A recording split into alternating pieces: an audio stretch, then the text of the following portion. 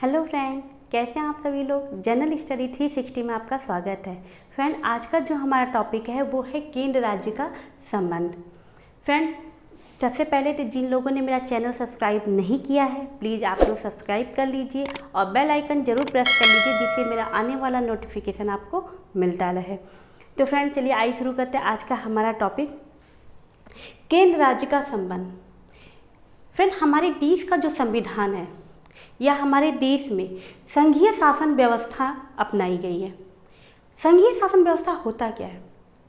दो तरह के शासन व्यवस्था होते हैं, एक होता है एकात्मक और दूसरा होता है संघात्मक। एकात्मक शासन व्यवस्था वो होता है जिसमें सारी शक्तियाँ केंद्र में निहित होती हैं, जैसे कि फ्रांस, ब्रिटेन, जापान, चीन, ये ऐसे राष्ट्र हैं जहाँ पे एकात्मक शासन अपनाई गई है। और संघात्मक शासन में केंद्र और राज्य के बीच में शक्तियों का बंटवारा कर दिया जाता है, उसे हम संघात्मक शासन कहते हैं। जैसे कि ऑस्ट्रेलिया है, अमेरिका है, कनाडा है, इन देशों में संघात्मक शासन अपनाई गई है।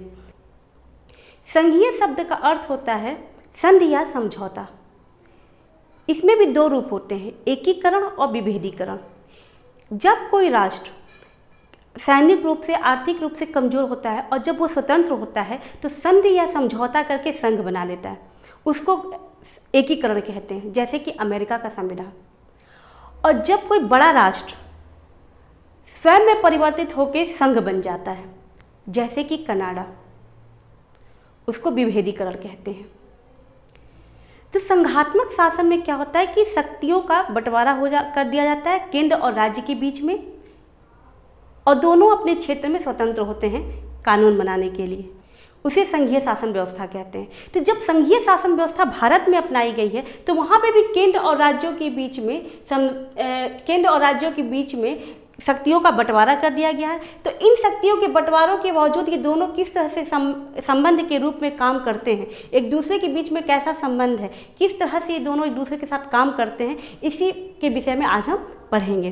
तो फ्रेंड, केंद्र और राज्य के बीच का जो संबंध है वो तीन तरह के संबंध है। सबसे पहला विधायी संबंध, प्रशासनिक संबंध और वित्तीय संबंध। आज का जो हमारा ये लेक्चर होगा वो होगा विधायी संबंध पे, और बाकी हमारे जो वित्तीय, प्रशासनिक और वित्तीय संबंध है वो हमारे आने वाले लेक्चर्स में हम इसको कंप्लीट करेंगे। तो ठीक है फ्रेंड, आइए शुरू करते हैं आज का अपना लेक्चर, विधायी संबंध। विधायी संबंध जो है, विधायी का मतलब होता है कानून या विधि। संविधान के भाग 11 में अनुच्छेद 245 से 255 तक केंद्र और राज्यों के बीच में विधायी संबंधों की चर्चा की गई है। 245 से, अनुच्छेद 245 से 255 के बीच में केंद्र और राज्यों के बीच में जो विधायी संबंध है उसकी चर्चा की गई है। इनके जो विधायी संबंध है इनको हम चार स्थितियों में देख सकते हैं। सबसे पहली बात, केंद्र राज्य के विधान के सीमांत क्षेत्र, इनके क्षेत्र क्या हैं, केंद्र और राज्य किस क्षेत्र तक अपने कानून को बना सकते हैं, विधायी विषयों का बंटवारा और किन विषयों पे कानून बना सकते हैं, राज्य क्षेत्र में संसदीय विधान, जो राज्य क्षेत्र है उस पर किस तरह संसद का नियंत्रण होता है, और राज्य विधान पर केंद्र का नियंत्रण, और राज्य के विधानमंडल जो कानून बनाता है उस पर केंद्र का किस प्रकार से नियंत्रण होता है। ये चार ऐसी स्थितियां जिनके आधार पर हम विधायी संबंध को समझ सकते हैं। तो आइए हम शुरू करते हैं अपना पहला, केंद्र राज्य विधान के सीमांत क्षेत्र। इनके क्षेत्र क्या है, पहले आइए इसको देखते हैं। केंद्र और विधान के जो सीमांत क्षेत्र हैं इसमें सबसे पहला ये कि संसद जो है पूरे भारत या किसी क्षेत्र के लिए कानून बना सकता है। इसमें संसद जो है पूरे भारत और उसके किसी भी क्षेत्र के लिए कानून बना सकता है, यानी संसद में बनाए हुए कानून पूरे देश में लागू होते हैं। इसमें क्या है, पूरे भारत का तात्पर्य राज्य से भी है और केंद्र शासित प्रदेश से भी इसमें शामिल हो गए हैं। अच्छा, दूसरा इसमें क्या है, राज्य विधानमंडल पूरे राज्य या राज्य के किसी क्षेत्र के लिए कानून बना सकता है। जो राज्य विधानमंडल है जो कानून बनाता है उसका जो सीमा क्षेत्र होता है उसके पूरे अपने राज्य से ही में ही लागू हो कर सकता है अपने कानून को। ऐसा नहीं कि उत्तर प्रदेश विधानमंडल कोई कानून बनाता है तो उसके बनाए हुए कानून मध्य प्रदेश, राजस्थान या हरियाणा में भी लागू होंगे, ऐसा नहीं है। उत्तर प्रदेश विधानमंडल अगर कोई कानून बनाता है तो उसकी जो सीमा क्षेत्र होगा उत्तर प्रदेश के दायरे में ही होगा। वो जो कानून लागू होगा उत्तर प्रदेश के ही किसी क्षेत्र में, सभी क्षेत्रों में लागू हो सकते हैं, किसी अन्य राज्य में नहीं। तो इस तरह से केंद्र जो कानून बनाता है वो पूरे भारत में लागू हो सकता है, और जो राज्य कानून बनाता है वो राज्य के क्षेत्र में ही लागू हो सकता है। तीसरा इसमें कहा गया केवल संसद अकेले अतिरिक्त क्षेत्रीय विधान पर भी कानून बना सकता है। जो अतिरिक्त क्षेत्रीय विधान जो है, जैसे कि जो इस तरह के इसमें जो कानून बनते हैं, संसद जो इसमें कानून बनाता है वो कानून जो है भारत के नागरिकों पे भी लागू होता है, और यही कानून भारत के नागरिकों द्वारा जो विदेशों में प्रॉपर्टी किए गए हैं या जो विदेश में उनकी प्रॉपर्टी है उस पर भी लागू होता है। जैसे भारत में कोई बिजनेसमैन है, अपना बिजनेस कर रहा है और वो अपना बिजनेस विदेशों में भी फैला रखा है, तो जो विदेश में फैला रखा है उसने जो प्रॉपर्टी बनाई है जिसके द्वारा वो बिजनेस कर रहा है उस पर भी अतिरिक्त जो क्षेत्रीय कानून जो संसद बनाएगा, अतिरिक्त क्षेत्रीय विधान जो बनाएगा, उस पर कानून जो बनाएगा वो कानून उन पे भी लागू होंगे। संसद के जो संसद के कानून होते हैं वो कुछ क्षेत्रों में लागू नहीं भी होते हैं। आइए देखते हैं वो क्षेत्र कौन कौन से जहाँ पे संसद के कानून लागू नहीं होते। सबसे पहले तो अंडमान निकोबार द्वीप समूह है, लक्षद्वीप, दादरा नागर हवेली, दमन दीव, ये चारों केंद्र शासित प्रदेश हैं। इन चारों केंद्र शासित प्रदेशों पे संसद के कानून लागू नहीं होते हैं। यहाँ पे राष्ट्रपति जो है शांति, उन्नति और अच्छी सरकार के लिए स्वयं कानून बना सकता है राष्ट्रपति, और उसे लागू कर सकता है। राज्य को शक्ति प्राप्त होती है कि वह संसद के किसी विधेयक को सूचीबद्ध क्षेत्र में लागू न करे। राज्य को भी ये शक्ति प्राप्त होती है, राज्य के अंदर भी ये पावर होता है कि जो संसद कानून बना रही है उस कानून को अपने क्षेत्र में पूरी तरह से लागू ना करें, या हो सकता है कि उसमें कोई विशेष संशोधन करके उस पर लागू करें। तीसरा इसमें है कि असम का राज्यपाल संसद के किसी विधेयक को जनजातीय क्षेत्र यानी कि स्वायत्त जिलों में लागू न करें।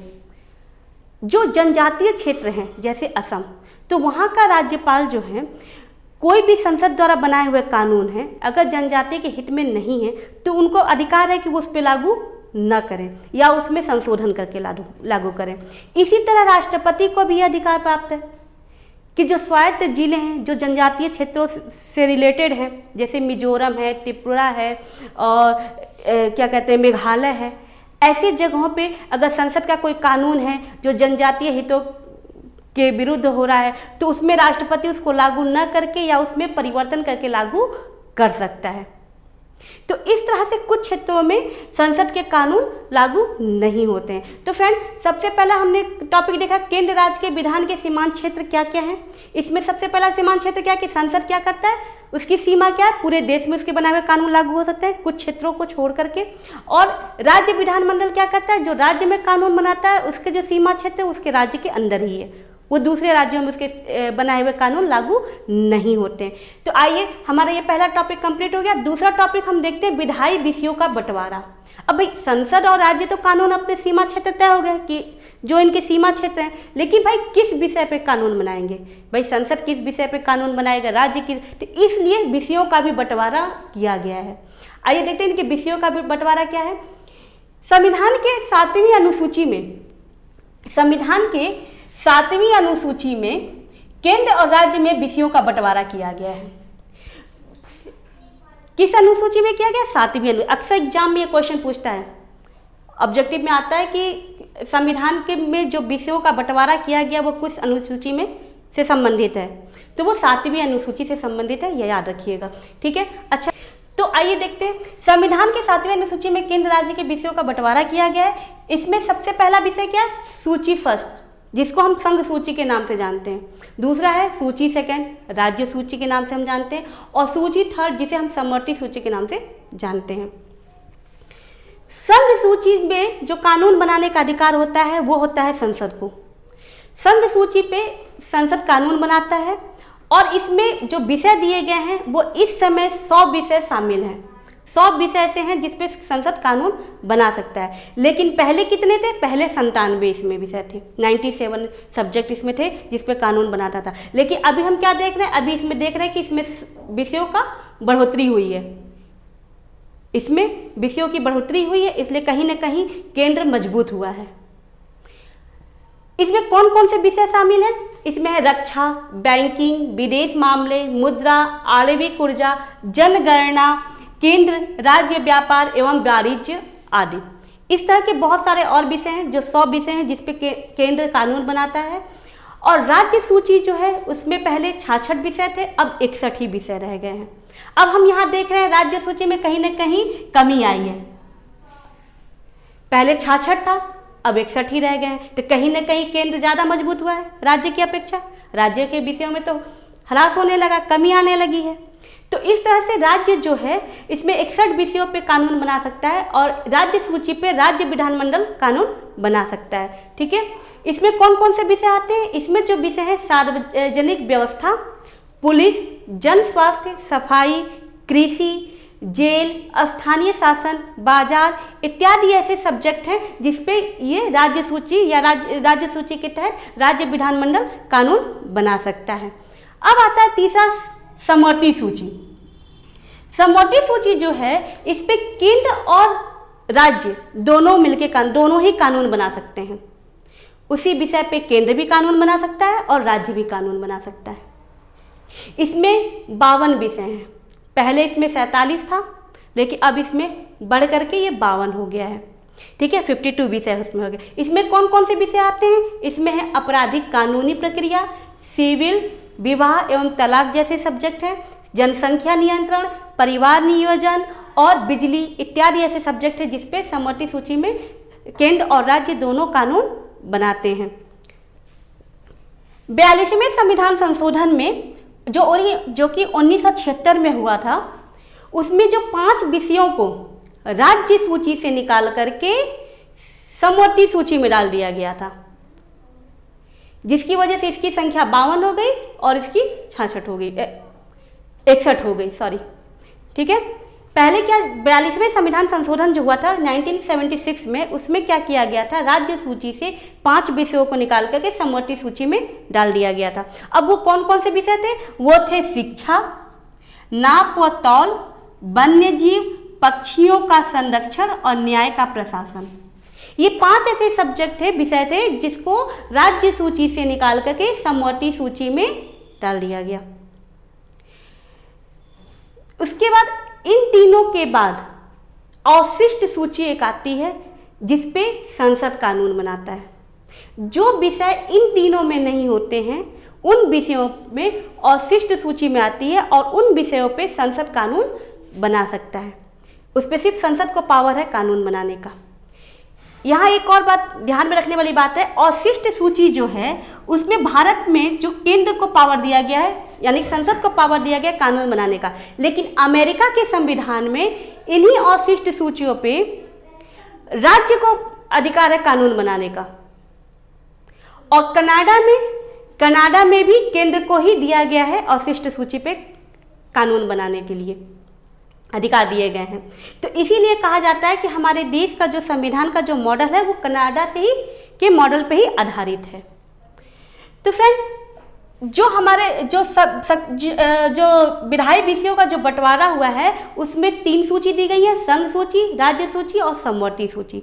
ये जो तीनों सूची के नाम हैं वो भारत शासन अधिनियम 1935 के तहत ये तीनों को नाम दिया गया था।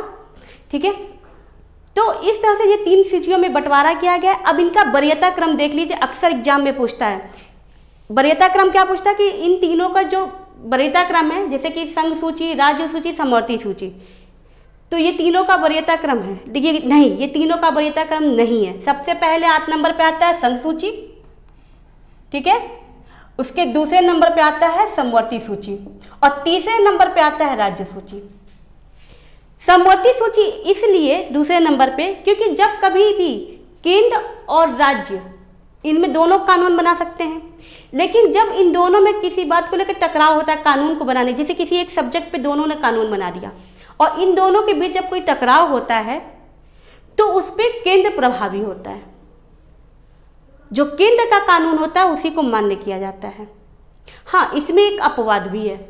अपवाद ये है कि यदि राज्य राष्ट्रपति को सिफारिश भेजे कि हम राज्य का जो कानून है, सिफारिश करें कि राज्य का कानून ही लागू किया जाए, और उस सिफारिश को अगर राष्ट्रपति मान ले तो ऐसा हो जाता है कि फिर राज्य का कानून राज्य में लागू होता है। नहीं तो जो केंद्र का ही कानून होता है वही इस पे प्रभावी होता है। यहाँ पे भी केंद्र राज्य पे प्रभावी है। तो फ्रेंड, हमारा विषयों का बंटवारा दूसरा टॉपिक भी खत्म हो गया। अब आइए हम देखते हैं राज्य क्षेत्र में संसदीय विधान। जो राज्य क्षेत्र में संसदीय विधान, कैसे राज्य के क्षेत्र में संसद किस तरह से कानून बनाता है, आइए देखते हैं। संविधान ने संसद को यह शक्ति देता है कि असाधारण स्थिति में राज्य सूची के मामले में कानून बना सकती है। संसद जो है, कोई ऐसी असाधारण परिस्थिति आती है तो उसमें संसद राज्य सूची के मामले में कानून बना सकती है। अब वो कौन सी स्थिति है? 5 ऐसी स्थिति है जिसपे राज्य सूची पे कानून संसद बना सकती है। आइए देखते हैं कौन कौन सा है। सबसे पहला तो ये है कि राज्यसभा 2/3 बहुमत से यह प्रस्ताव पारित कर दे कि राष्ट्र हित में संसद को राज्य सूची पर कानून बनाना चाहिए तो संसद कानून बना सकती है। यदि राज्यसभा, जो हमारी संसद का जो उच्च सदन है राज्यसभा, अगर वो 2/3 बहुमत से ये प्रस्ताव पारित कर देती है कि राष्ट्र हित में राज्य सूची पे कानून बनाने का राज्य सूची पे संसद को कानून बनाना चाहिए तो वहाँ पे कानून संसद बना सकती है। ठीक है। दूसरा क्या है? दूसरा हम इसमें यह है कि राष्ट्रीय आपातकाल के दौरान, जो राष्ट्रीय आपातकाल जो लगता है, देश में इमरजेंसी जब लागू होती है, उस दौरान भी संसद राज्य सूची पर कानून बना सकती है। उस समय संसद जो है राज्य सूची पे कानून बना सकती है जब देश में आपातकाल घोषित होता है। ठीक है। राज्य विधानमंडल, अच्छा हाँ, ऐसा नहीं है कि राज्य विधानमंडल उस पर कानून नहीं बना सकता है, उस पर राज्य विधानमंडल भी कानून बना सकता है, लेकिन अगर टकराव की स्थिति आती है तो संसद का ही कानून प्रभावी होगा। जैसे देश में अगर इमरजेंसी लगा हुआ है, ठीक है, तो राज्य सूची पे संसद कानून बना दिया, लेकिन राज्य, ऐसा नहीं कि राज्य सूची पे विधानमंडल भी कानून न बनाए, विधानमंडल कानून बना सकता है, लेकिन अगर टकराव की स्थिति आती है तो संसद प्रभावी होगा, उस पर संसद का ही कानून मान्य होगा। यहाँ पे भी देखिए संसद शक्तिशाली है राज्य की अपेक्षा। ठीक है। तो इस तरह से तीसरे में हमारे कहा गया है कि राज्यों के अनुरोध की अवस्था में, जैसे अगर कोई 2 या 2 से अधिक राज्य, ठीक है, प्रस्ताव पारित कर दें कि राज्य सूची पे संसद को कानून बनाना चाहिए तो संसद कानून बना सकती है। कब? 2 या 2 से अधिक राज्य अगर ये प्रस्ताव पारित करते हैं तो। ऐसे इस तरह के कुछ कानून बने हुए हैं, जो कि एग्जाम्पल के तौर पे हम बता दे रहे हैं आपको। पुरस्कार प्रतियोगिता अधिनियम 1955 में बना हुआ था, जो कि 2 या 2 से राज्य प्रस्ताव पारित किए थे। वन जीव संरक्षण अधिनियम 1972 में बना हुआ था। जल प्रदूषण नियंत्रण एवं निवारण 1974 में बना हुआ था। मानव अंग प्रतिरोपण अधिनियम 1994 में बना हुआ था। ये इस तरह के कुछ ऐसे कानून हैं, उदाहरण के रूप में मैंने आपको बताया, जिसमें क्या है कि 2 या 2 से अधिक राज्य प्रस्ताव पारित कर दिए थे, जिसकी वजह से संसद ने कानून इस पे बनाया था। ठीक है। चौथा इसमें है कि संसद राज्य सूची के मामले में अंतर्राष्ट्रीय संधि या समझौते के लिए कानून बना सकती है। जब कोई इंटरनेशनल लेवल पे जब कोई समझौता होता है या संधि होती है, ठीक है, तो ऐसे कंडीशन में संसद जो है राज्य सूची के मामले में कानून बना सकती है। उसका भी कुछ एग्जाम्पल है, जैसे कि संयुक्त राष्ट्र सुविधा एवं प्रतिरक्षा अधिनियम 1947 में संसद ने कानून बनाया था। जेनेवा समझौता अधिनियम 1960 में कानून संसद ने बनाया था। अपहरण के खिलाफ अधिनियम 1982 में वो भी संसद ने बनाया था राज्य सूची के विषय पे। ठीक है। पांचवा परिस्थिति ऐसी है, राज्य में राष्ट्रपति शासन लागू हो तो राज्य सूची पर संसद कानून बना सकती है।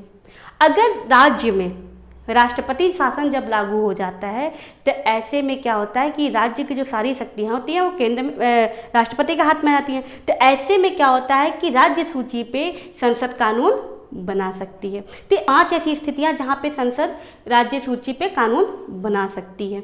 आइए हम अपना ये तीसरा टॉपिक हमारा खत्म हो गया, तीसरा स्थिति। आइए देखते हैं चौथा, राज्य विधान पर केंद्र का नियंत्रण। अब राज्य के विधान पे, जो राज्य के कानून, उस पर केंद्र का किस प्रकार से नियंत्रण है, आइए हम उसको देखते हैं। संविधान ने केंद्र को अपवादजनक परिस्थिति में राज्य सूची पर नियंत्रण बनाए रखने के लिए शक्ति प्रदान करता है।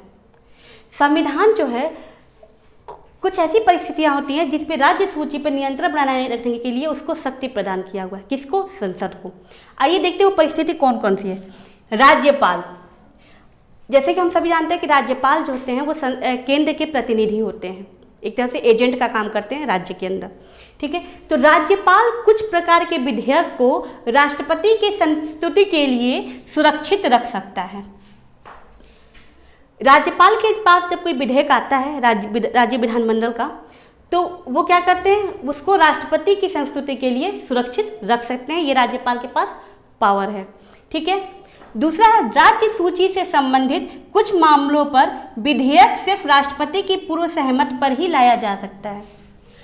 राज्य सूची के संबंधित कुछ ऐसे मामले होते हैं जिसपे जो विधेयक बनता है, जो कानून बनता है, वो सिर्फ राष्ट्रपति की सहमति पे ही लाया जा सकता है, बिना राष्ट्रपति की सहमति के नहीं लाया जा सकता। और तीसरा है, राष्ट्रपति राज्य विधानमंडल द्वारा पारित धन या वित्त विधेयक को वित्तीय आपातकाल के दौरान सुरक्षित रखने का निर्देश दे सकता है।